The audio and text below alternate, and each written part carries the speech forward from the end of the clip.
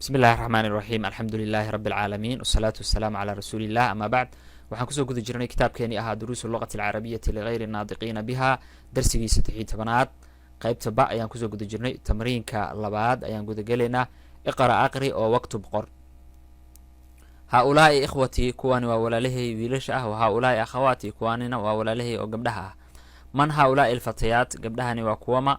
haulaai banaatu lmudarisa kuwani waa gabdhihii maclimada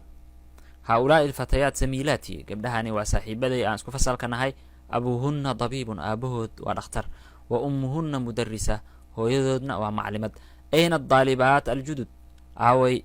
gabdhihii cusbaa ee ardayda ahaa dahabna waxay aadeen ila almaktabati maktabadda ayay aadeen ayna banaatuki yaa camati aaway gabdhahaagii eedo hunna fi lmadbakhi waxay ku jiraan kushiinka haulaai almumaridaat muslimaat kalkaalisooyinkan muslimaad miyaa nacam haa haulaai kuwani dabiibaatun waa gabdha dhakhaatiir ah aswaajuhunna mudarisuuna raggooduna waa mucallimiin man haadihi almar'a haweeneydan waa tuma hiya zawjatu dabiib aljadiid waa xaaska dhakhtarka cusub abanaatuka fi lmadrasati athaanawiya yaa usaama gabdhahaaga ma dugsiga sare ayay ku jiraan usaamow bacduhunna fi lmadrasa athaanawiya qaarkood waxay ku jiraan dugsiga sare wa bacduhunna fi lmadrasa almutawasita qaarkoodna dugsiga dhexe alaki banaatun yaa leyla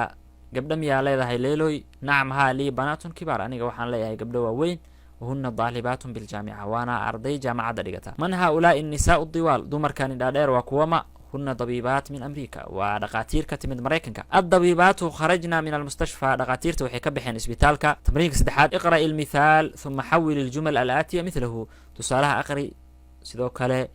jumlooyinka soo socdana isagoo kale u bedel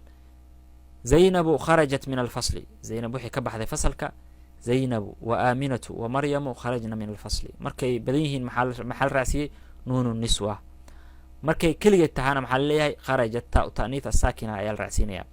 المدرسة ذهبت إلى الفصل مدرسة دي وحي آدي فصلك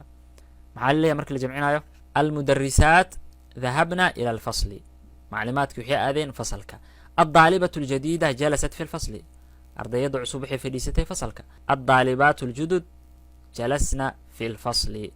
ardayda cusub waxay fadhiisteen fasalka bintu muxamedin dahabat ila almadrasa gabadhii maxamed waxay aaday